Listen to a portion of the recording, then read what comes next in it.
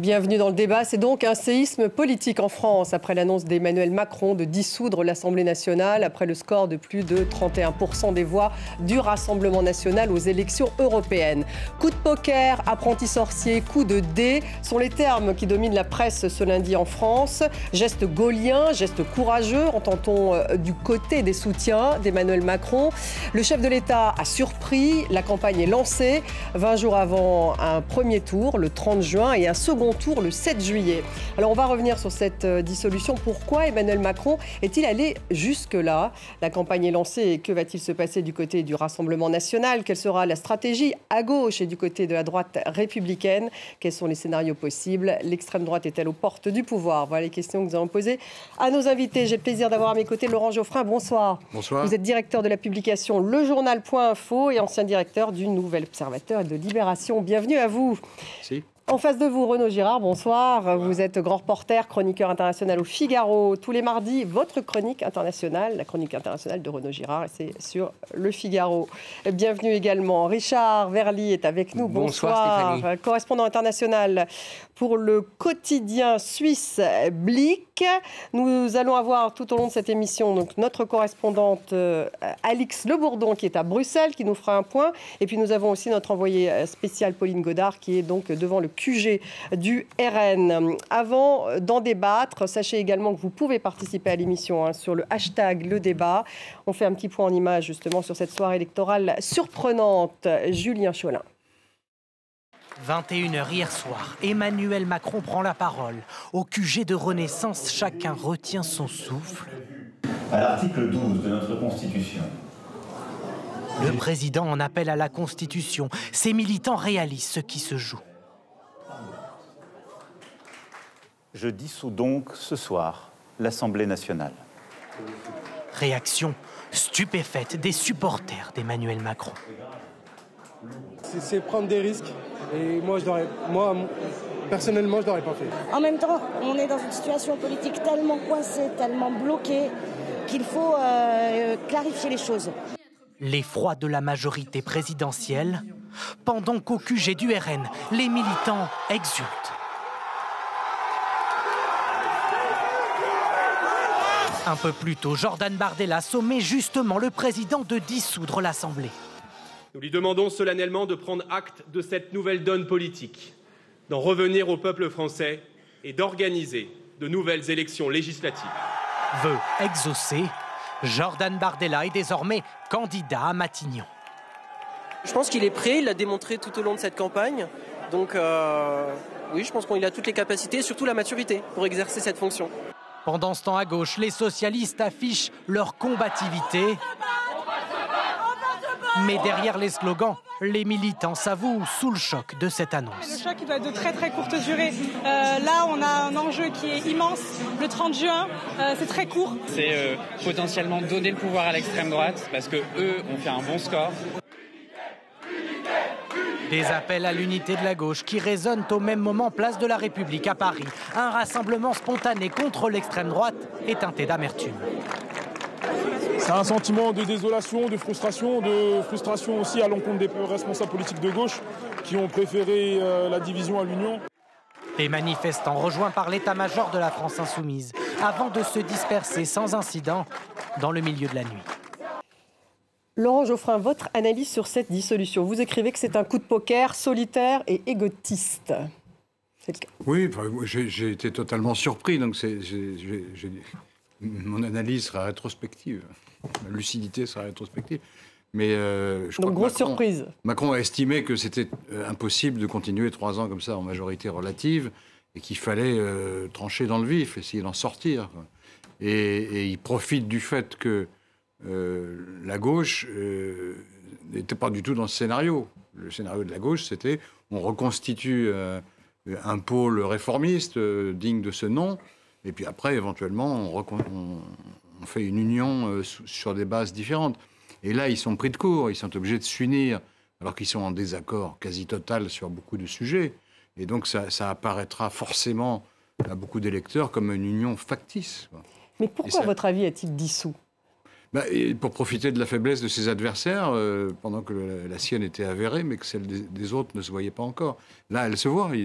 D'ailleurs, il y a eu des projections qui sont déjà faites. La gauche est très minoritaire dans les sondages et dans la manière de voir l'élection du 30 juin. Donc il se dit, j'ai une chance, je vais peut-être m'en tirer. Mais il a évidemment, quand on regarde les scores du Rassemblement national dans les régions ou dans les villes, c'est impressionnant, quoi. Ils sont en tête dans toutes les régions, pratiquement. Donc c'est un pari risqué. Pari risqué. Renaud Girard. Oui, c'est plus qu'un pari risqué. D'abord, il se met en contradiction avec lui-même, parce qu'il a expliqué pendant toute la campagne que c'était des élections européennes et qu'elles n'avaient pas d'enjeu national. Et là, il prend une mesure typiquement nationale qui est la dissolution de l'Assemblée nationale française. Donc déjà, il se met en contradiction avec lui-même en l'espace de 3 jours. Ce qui n'est pas bon pour l'image internationale de la France. Ensuite, qu'est-ce qu'il veut exactement obtenir? Il venait de nommer un nouveau gouvernement il y a 5 mois. Gabriel Attal, je crois qu'il a appris la décision. Les réformes, ça prend du temps à faire. Il a dit, je vais faire des réformes. Et tout d'un coup, cette nécessité a disparu. La nécessité de faire des réformes. Il n'était pas du tout obligé de dissoudre. Il pouvait, le Front National allait au Parlement européen, très bien, et ensuite il continuait son agenda. C'est incompréhensible. Je ne vois pas son intérêt, sauf si il y a un calcul à long terme, oui, tellement compliqué que j'ai pas envie d'en parler. Voilà. Profiter de la faiblesse des adversaires. Richard Verly, Stéphane Séjourné, en tout cas, lui parle d'une dissolution de clarification. C'est ce qu'il disait ce matin. Et dans le camp présidentiel, il y en a qui parlent de courage. Bon, je pense d'abord que si Emmanuel Macron dissout, c'est qu'il a la conviction, je ne sais pas ce qui alimente cette conviction, mais qu'il peut l'emporter. Autrement dit, qu'il peut se retrouver le 7 juillet avec une vraie majorité, pas une majorité relative, mais une majorité solide qui lui permette de finir son mandat. Où peut-elle se trouver? Effectivement, je suis assez sur la ligne de Laurent, elle peut se trouver surtout à droite. À droite, c'est-à-dire pas Rassemblement National, mais la droite classique, qui intégrant une sorte de coalition centriste, libérale, conservatrice, lui fournirait un socle de, si je ne me trompe pas, il faut 288 députés à l'Assemblée nationale pour avoir la majorité absolue. Donc il a la conviction qu'il peut y arriver. Soit, tous autour de cette table, et beaucoup de sondeurs, beaucoup d'observateurs ne font pas le même calcul que lui. Donc il est un peu seul, ce qui est une posture habituelle chez Emmanuel Macron, et il doit sans doute penser que son engagement personnel dans la campagne, comme il le pense à chaque fois, peut faire la différence. Sauf que on vient d'avoir la preuve concrète que ça ne marche pas. Parce que les élections européennes, il s'y est engagé d'une manière d'ailleurs même problématique du point de vue de l'équilibre des pouvoirs, et ça n'a pas marché du tout. Donc est-ce que, le fusil Macron est encore capable de tirer des cartouches qui fonctionnent? Il y a une tentation suicidaire ou pas? Non. Non, Geoffrin, non. Non, les gens n'aiment pas se suicider en politique, ça quand même, il ne faut pas exagérer. Non. Ça apparaîtra peut-être comme suicidaire à la fin s'il perd, mais si le Rassemblement national gagne. Mais non, c'est pas du tout. C'est un joueur.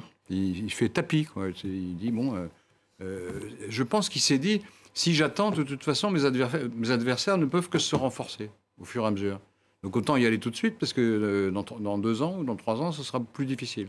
Donc j'y vais maintenant. La réalité est que la Constitution de la Ve République lui donnait en fait les moyens de gouverner. Parce que le 49.3, c'est un instrument génial. Qui a été utilisé beaucoup par Elisabeth Borne. Je suis totalement partisan de cet instrument, personnellement. Je considère que Nicolas Sarkozy a fait une erreur dans limiter l'usage.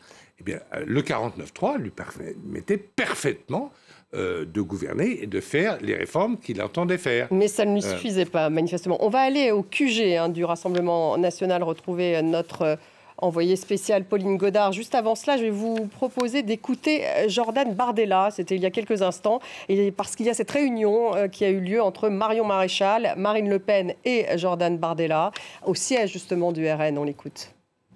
J'estime que Marion Maréchal a fait preuve d'une attitude qui était constructive à l'égard de ma campagne, à l'égard du Rassemblement national. J'ai des discussions avec beaucoup de personnalités, et nous avons avec Marine Le Pen des discussions avec des personnalités qui ne sont pas issues du Rassemblement national. Donc nous discutons et nous regardons quelles sont les possibilités aujourd'hui pour élargir la majorité dans le cadre de ces élections législatives et la dynamique qui a été la nôtre hier soir. Pauline, vous êtes devant le QG justement du RN juste après cette réunion qui vient d'avoir lieu. Donc on voit bien que Jordan Bardella fait des appels du pied à LR, à la droite donc centriste, républicaine. Oui, en effet, il a évoqué le fait qu'il avait eu des discussions, notamment avec des membres du parti Les Républicains, sans donner plus de détails. Il a donné en revanche plus de détails sur cette réunion qui a eu lieu avec Marion Maréchal, une réunion qui a duré un petit peu plus d'une heure. Il y avait également Marine Le Pen et Jordan Bardella a été clair, c'est bien avec Marion Maréchal qu'il voulait discuter et non pas avec Éric Zemmour, qui est pourtant le chef du parti Reconquête. Il a expliqué qu'à la différence d'Éric Zemmour, Marion Maréchal avait fait preuve pendant la campagne des européennes d'une démarche et d'une attitude constructive à l'égard du Rassemblement national. Ils ont évoqué leur ambition commune de construire la majorité la plus large possible.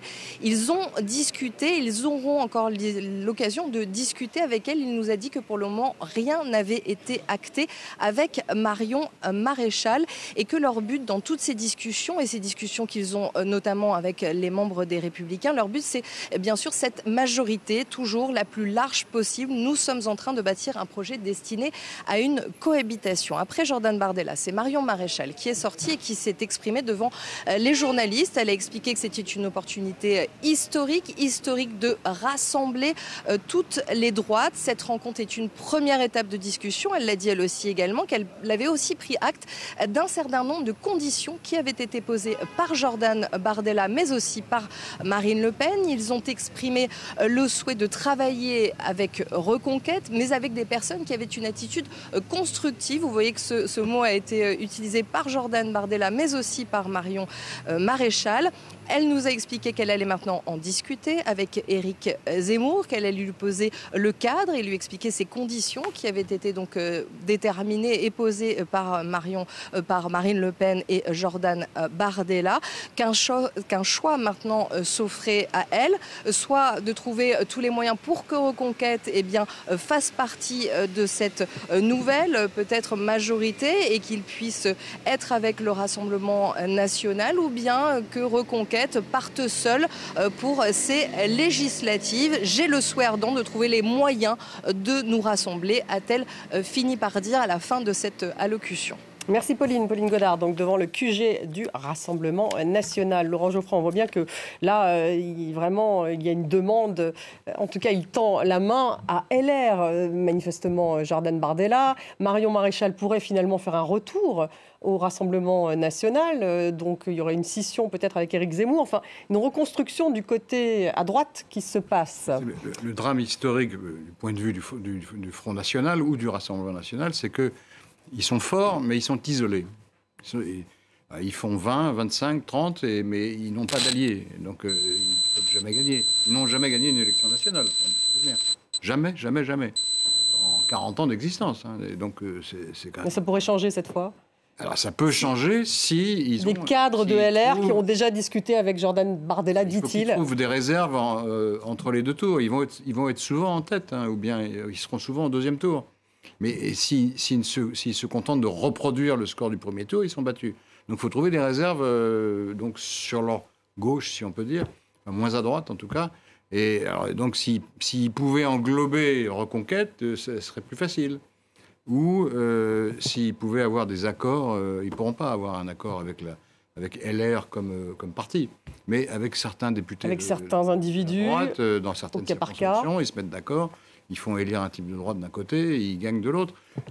Ça, c'est possible. Et c'est ça qui est dangereux, d'ailleurs, c'est que l'étanchéité habituelle entre la droite et l'extrême droite est en train de flancher. Donc il va y avoir des fuites, des passerelles, des ponts même.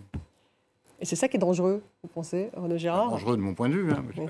Point de vue de Laurent Geoffroy. Alors non, je ne pense pas. Je pense que ce qui est bien, c'est que la démocratie fonctionne en France et que les gens ont la liberté de s'exprimer et de faire leur choix, et que ces élections se sont passées dans le calme. Je crois que c'est ça qui est important.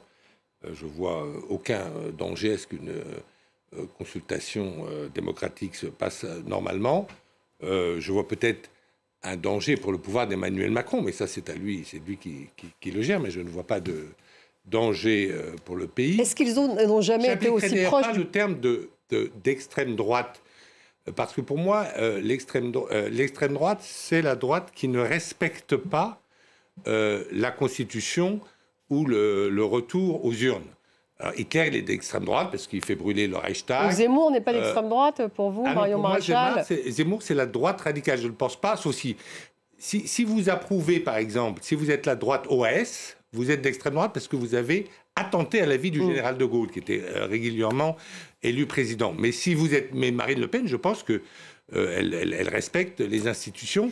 Et de même que l'extrême gauche, pour moi, c'est le bolchevique. Parce que les bolcheviks avaient perdu les élections de 1918, ils n'ont pas respecté le résultat. Mais pour moi, Monsieur Mélenchon, il est de gauche, il est peut-être très à gauche, mais il n'est pas d'extrême gauche. Voilà, peu importe. La droite radicale, je pense que ce qui se passe, c'est qu'ils cherchent à avoir une union de toutes les droites, un peu comme le Parti républicain aux États-Unis.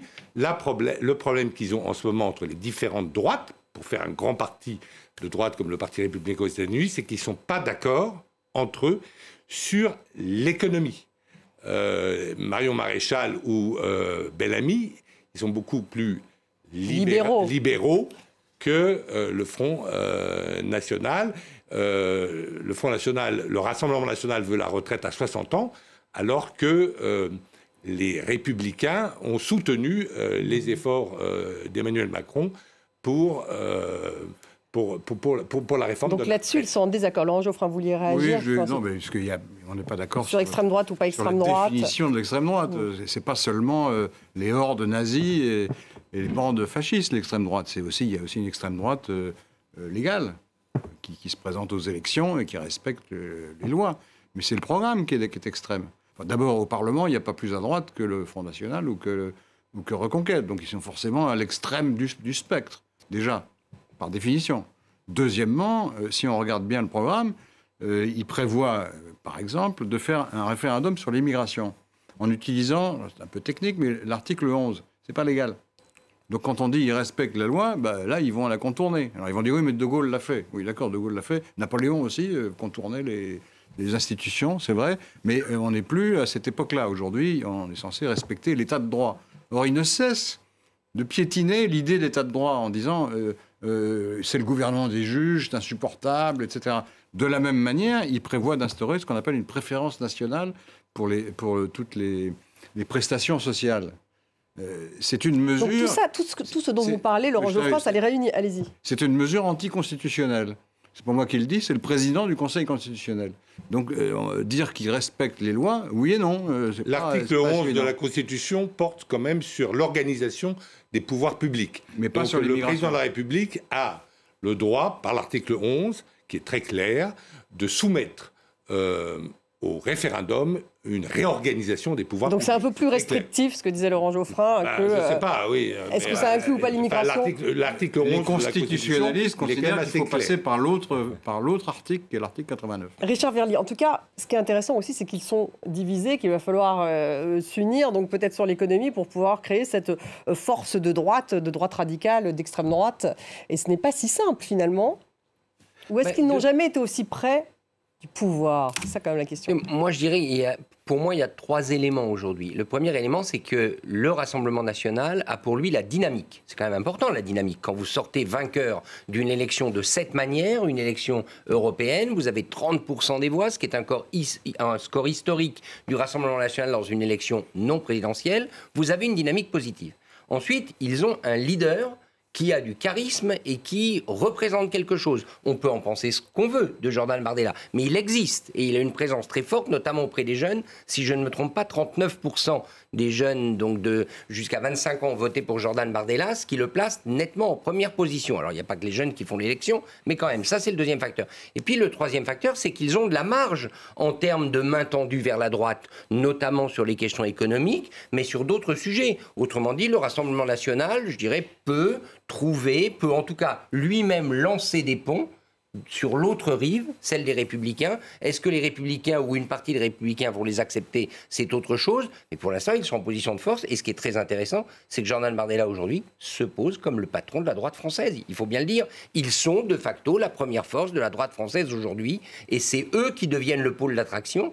Parce que s'ils maintiennent des candidats, effectivement, il ne faut jamais oublier le mode de scrutin français. Mais si le Rassemblement national maintient des candidats dans les circonscriptions, c'est la droite qui risque beaucoup de dérouiller. Ça risque d'être très très dur. Je vous rappelle quand même que M. Bellamy sort de ces élections européennes avec 7,2%. Il a baissé, il était à 8 je crois aux précédentes élections. Donc c'est un échec pour la droite et qui n'a par ailleurs pas de figure, je dirais, charismatique vers lesquelles tout le monde pourrait s'unir. On va revenir justement sur les équilibres des uns et des autres, mais juste un mot pour que le public international comprenne bien. Laurent Geoffrin, là, le risque, enfin, ce qui est possible, l'un des scénarios possibles, c'est que Jordan Bardella soit nommé Premier ministre par Emmanuel Macron, pour être clair. S'il a une majorité à l'Assemblée, ce sera inévitable, oui.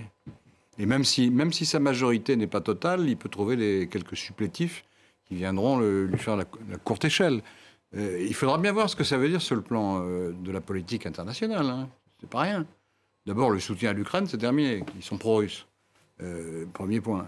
Deuxième point, l'Europe. Je n'ai jamais entendu un seul leader du Rassemblement national dire une chose positive sur l'Europe.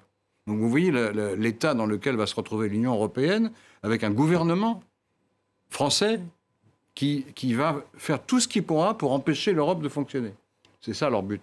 C'est plus de sortir, parce qu'ils voient bien que c'est impopulaire, mais c'est de détruire la chose de l'intérieur. Donc si vous avez Bardella au gouvernement, alors il y aura Macron à la présidence, s'il arrive à se maintenir. C'est lui, normalement, le domaine réservé de la politique étrangère. Ça restera Emmanuel Macron. L'Assemblée, on a du mal. Hein. C'est très compliqué. Hein.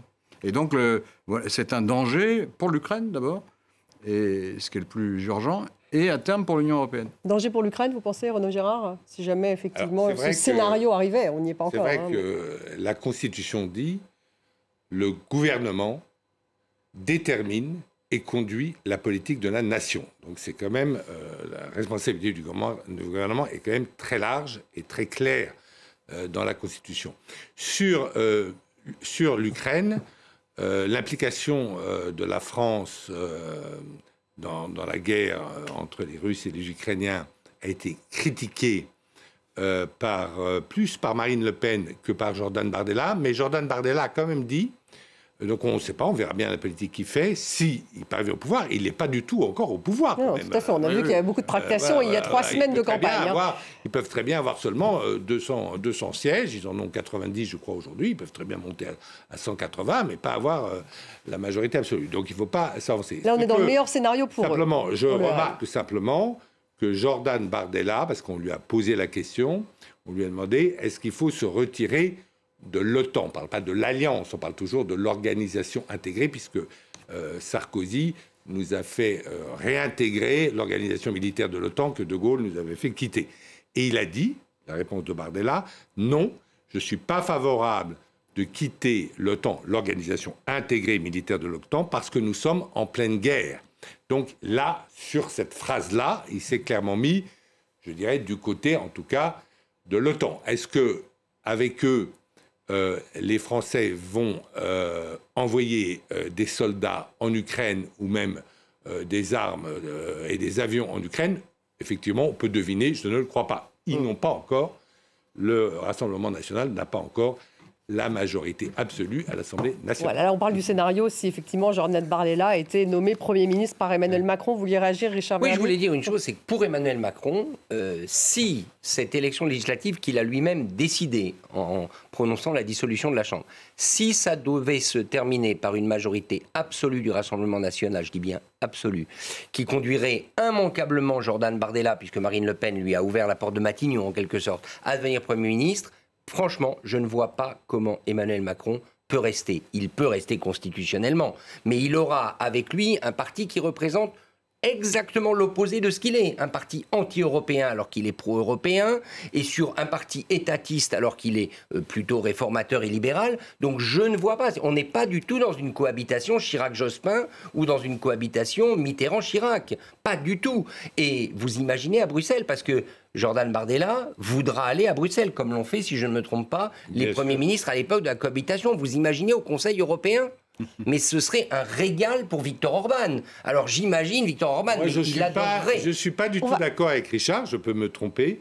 Je pense, et c'est ce que je pensais au calcul, je pense qu'au contraire, Emmanuel Macron restera, parce que son ambition, ce serait, si le Rassemblement national était au gouvernement, de les user pendant 3 ans, comme Mitterrand avait d'ailleurs usé le RPR sous Chirac, de les user et de faire en sorte que son successeur ne soit pas Marine Le Pen, mais quelqu'un de son camp.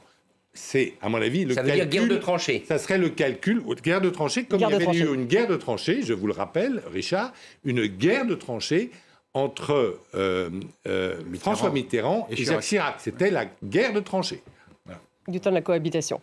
Direction Bruxelles, on va retrouver Alix Le Bourdon, notre correspondante. Le scrutin, bien sûr, on va revenir justement sur cette extrême droite qui progresse donc en France, on l'a dit. En Italie, elle est numéro 1 d'ailleurs, la liste de Giorgia Meloni.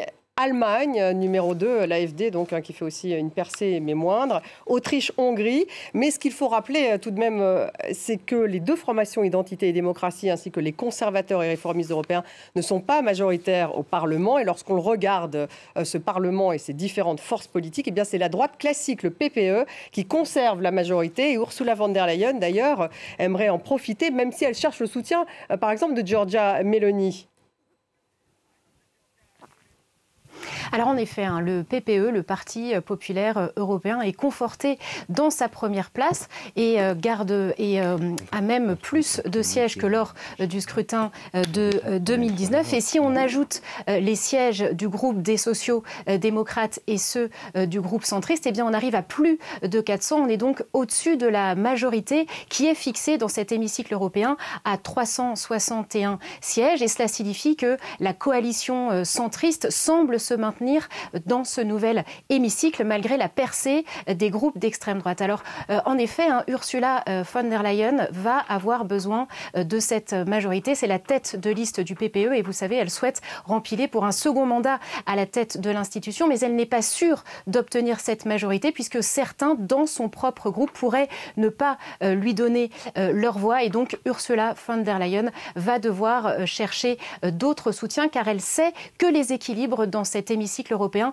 sont encore fragiles. Fragile aussi la 3e place du groupe centriste Renew, car même si sur le papier, eh bien, ce groupe devance les deux formations d'extrême droite, eh bien, dans les faits, ECR et ID disposent d'un vivier d'élus nationalistes qui sont non affiliés. On pense aux Hongrois du Fidesz ou encore à l'AfD allemande. Et puis il y a aussi ces multiples petites formations qui ont obtenu 1 ou 2 sièges et qui n'ont pas encore rejoint de groupe. Résultat, eh bien, Renew est entré dès aujourd'hui dans une véritable chasse aux élus puisque eh bien, les équilibres dans ce nouvel hémicycle pourraient encore être amenés à changer. Merci Alix Le Bourdon, donc en direct de Bruxelles. Juste peut-être un petit mot avant d'écouter Olivier Faure, qui vient de sortir de cette fameuse réunion des gauches. Laurent Jospin, peut-être une réaction sur ce qui s'est passé au Parlement européen. Il faut bien rappeler quand même aux téléspectateurs que justement les forces comme le Rassemblement national, l'AfD, enfin les forces d'extrême droite ne sont pas majoritaires au Parlement européen. Non. De ce point de vue-là, les équilibres ont assez peu changé.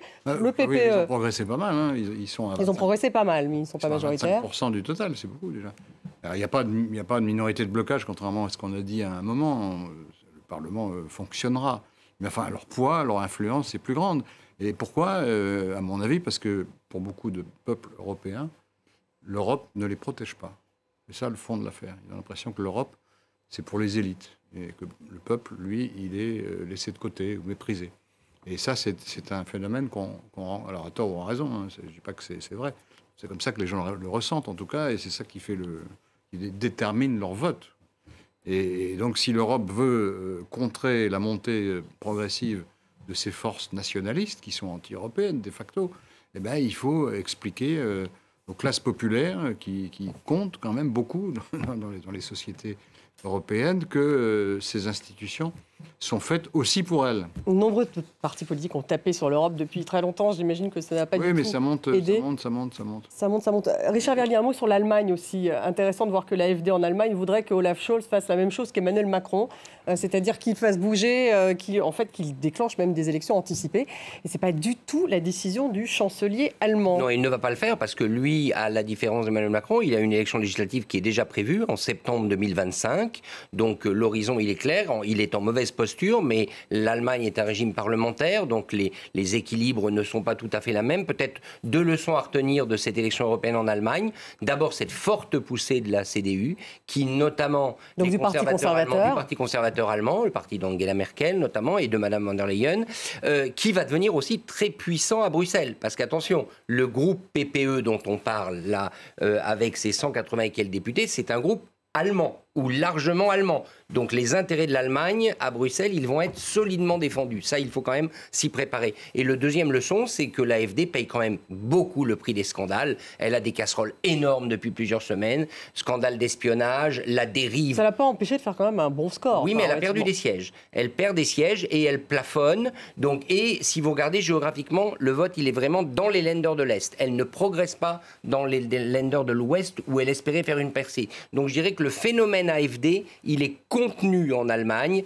et de ce point de vue-là, il y a une question de leadership qui se pose pour eux, parce que leur leader a franchi toutes les bornes, notamment en déclarant que tous ceux qui portaient l'uniforme SS n'étaient pas des criminels. Je ne sais pas si la citation est exacte, mais c'était une manière Marine Le Pen qui a affirmé qu'elle ne voulait plus siéger d'ailleurs avec l'AfD, donc ça avait eu une conséquence directe. Renaud Girard, un mot justement sur ces équilibres européens. Le PPE, donc finalement, qui reste numéro 1. Laurent Geoffrin dit quand même qu'effectivement, ces partis d'extrême droite ont... Tout à fait raison.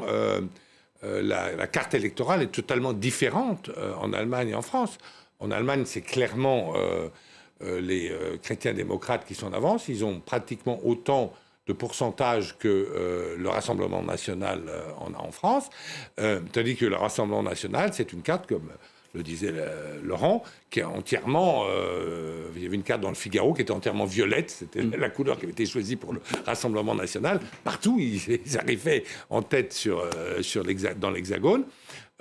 Et donc, c'est tout à fait différent. Et vous l'avez dit, les équilibres européens et les politiques européennes et les politiques à long terme de l'Europe, parce que vous savez qu'il y a des politiques à long terme de l'Europe en termes d'aide à la technologie, il y a eu les politiques médicales, etc., ça ne va rien changer. C'est-à-dire que... C'est pas ce que vient de dire Laurent Geoffrin. Non, mais il y aura plein... Mais les grandes directives, les grandes directives qui seront voulues par la Commission européenne seront, à mon avis, adoptées dans la prochaine législature européenne. C'est ça le pouvoir. Parce que le PPE continue à dominer avec les sociaux-démocrates. Le pouvoir du Parlement européen, c'est d'adopter des directives. Voilà. La majorité reste la même. Une chose quand même, c'est que là, on se focalise à juste titre sur le Parlement européen parce que l'élection va bien avoir lieu, mais dans le cockpit de l'Union européenne, il y a d'abord les gouvernements. Au Conseil européen, ce sont les 27 gouvernements qui, au fond,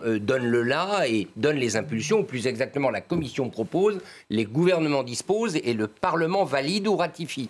Donc, mais alors Giorgia Meloni, par exemple, apparaît aussi comme renforcée. Alors justement, la difficulté, c'est que le chef du gouvernement cette composition du Parlement européen, Laurent faisait référence, elle va aussi influencer les gouvernements. C'est-à-dire que le Conseil va être quand même moins tenté, le Conseil, c'est-à-dire les 27 États membres, moins tenté de s'aventurer sur des terrains où ils savent qu'ils peuvent rencontrer au Parlement une forte résistance de ce courant national populiste. Donc ça va avoir aussi une incidence politique et on peut faire confiance à Madame Meloni, à Monsieur Orban, à Monsieur Wilders qui ne sera pas là mais qui aura un gouvernement qui lui est favorable aux Pays-Bas. Bref, tous ces gens-là vont se battre pour un agenda qui sera un agenda quand même de plus ou moins détricotage de certaines compétences européennes. Du côté de la gauche, il y a donc eu cette réunion d'un certain nombre de leaders cet après-midi. En est sorti Olivier Faure il y a quelques instants.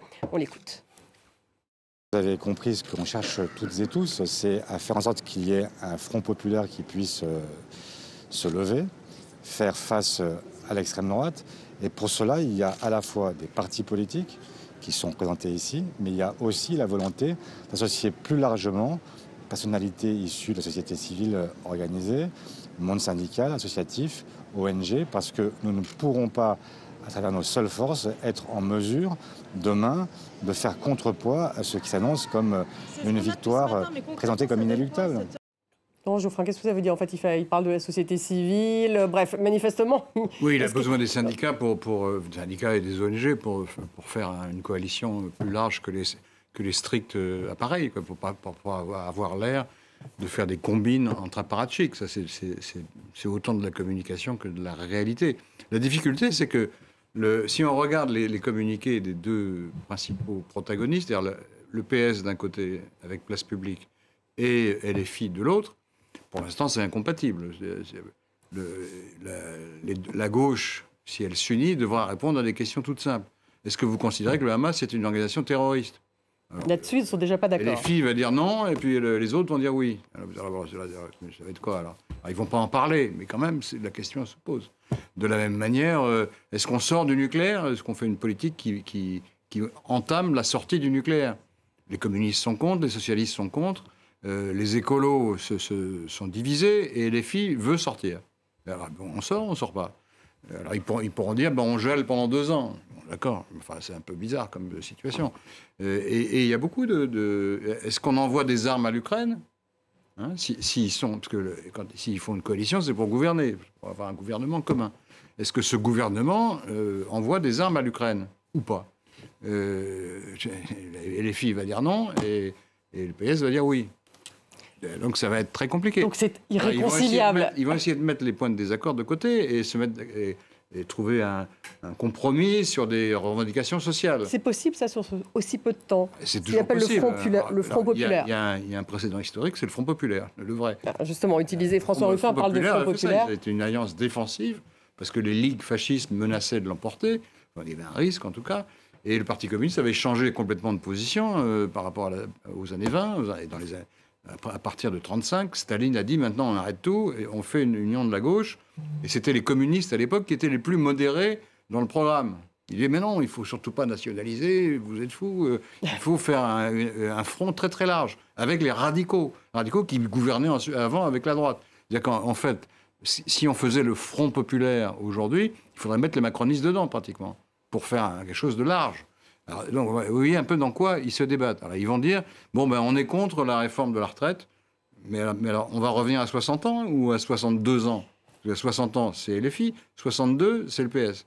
Alors, ils vont dire, on va faire 61, je sais pas quoi. Un truc. Donc, s'ils ne parviennent pas à s'allier, qu'est-ce que ça signifie? Je pense qu'ils vont réussir quand même. Oui. Simplement, il va y avoir une campagne difficile, parce que toutes les questions que je pose là, évidemment, l'opposition va mettre le doigt dessus, et les journalistes encore plus. Mais ils ont un intérêt, si je puis dire, sonnant et trébuchant. C'est parce que s'ils se présentent de manière séparée, y compris avec les électeurs de LFI, ils se font laminer. Il y a toutes les chances, parce qu'ils ne passeront pas le premier tour dans beaucoup de circonscriptions.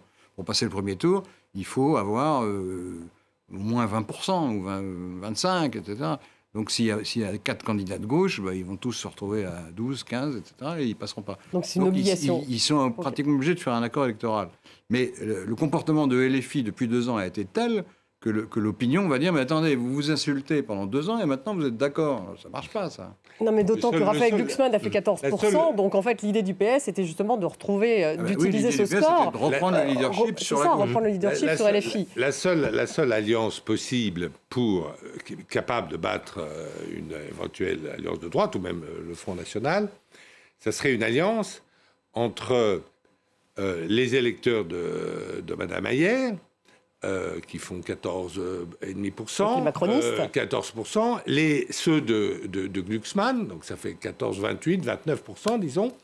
Il faudrait ajouter, en fait, et ça c'est très difficile, parce que ça ne suffit pas, 29%, il faudrait ajouter ceux de Bellamy, donc 29 et 7, 36. Et ça, contre un Front National, contre un Rassemblement National, pardon, qui aurait le soutien de Marion Maréchal et qui, lui, est à 36,5. Donc, même cette grande ça serait une espèce de front républicain, en fait, sûr de gagner les élections. Ça serait une forme de front républicain, Richard, c'est ça? Est-ce qu'on a l'impression qu'il a sauté ce fameux front républicain? C'est quand même ça le pari, on revient au début de la conversation, c'est ça le pari d'Emmanuel Macron. Il espère qu'il va pouvoir trouver le chemin d'une sorte de front républicain, sauf que, effectivement, on voit mal comment à gauche on pourrait se prêter à cette opération. Ou alors ça voudra dire que des députés se feraient élire dans le cadre d'une coalition électorale avec les Insoumis et que sitôt élus, ils iraient du côté d'Emmanuel Macron. Ça ne tient pas. Donc moi, je fais partie de ceux qui ne voient pas la sortie du tunnel que visiblement Emmanuel Macron a observé. Front républicain, ça ne fonctionnera pas, ça? On ne sait pas. Vous savez, il y a beaucoup d'électeurs qui ont peur du Rassemblement national. Donc, il faut prendre un exemple. Imaginez qu'au deuxième tour, dans telle ou telle circonscription, vous avez le Rassemblement national et un candidat macroniste. Bon. Qu'est-ce que fait l'électeur moyen de gauche? Bon, il ne va pas voter pour le Rassemblement national, on est d'accord. Il sera tenté de s'abstenir en disant « mais Macron, on est contre, c'est lui qui nous a amenés où on en est, etc. » Puis à la fin des fins, il va se dire « oui, mais si je ne vote pas pour ce macroniste, c'est l'autre qui passe. L'autre, c'est le Rassemblement national. » Donc à la fin des fins, il va peut-être être encore une fois, alors c'est horriblement frustrant parce qu'à chaque fois, il vote pour des gens qu'il n'aime pas. Mais bon, entre deux mots, il faut choisir le moindre. Donc c'est pas totalement périmé, c'est pas totalement obsolète. Non, pas tout à fait. Il faut expliquer aux électeurs qui nous regardent à travers le monde que le système électoral français est encore plus compliqué parce qu'il permet ce qu'on appelle des triangulaires. Ça, les triangulaires. Si vous avez 12,5% des voix, vous pouvez vous maintenir. Donc le choix, ça peut être très bien. Vous avez le choix au deuxième tour entre 3 candidats et ça se passe comme en Angleterre, c'est celui qui arrive en premier qui gagne le siège. Ouais. Sauf si le troisième se retire. Voilà, et donc ce scénario va forcément arriver à un moment. Les candidats ne sont pas propriétaires de leur voix. Alors il y a un question européen qui est intéressant quand même, c'est qu'une sorte de front républicain va se constituer au Parlement européen, puisque les socialistes vont sûrement s'allier avec le groupe du PPE et ils vont probablement, même si c'est un problème d'avoir cette candidate aujourd'hui qui se profile, à savoir Mme von der Leyen, qui politise à fond sa campagne, qui se présente comme la candidate naturelle du PPE, mais qui va chercher à être soutenue par les socialistes. C'est pas un mauvais argument pour Emmanuel Macron que de dire, vous voyez, au niveau européen, socialistes, libéraux et la droite parviennent à s'entendre. Est-ce qu'on pourrait le faire en France ? Et voilà, merci Richard Verly, Renaud Girard, merci à vous Laurent Geoffrin, merci à vous tous de nous avoir suivis, merci à Pauline Godard qui était avec nous également, à Alix Le Bourdon qui était à Bruxelles. Vous pouvez retrouver l'émission sur les réseaux sociaux également en podcast. À demain.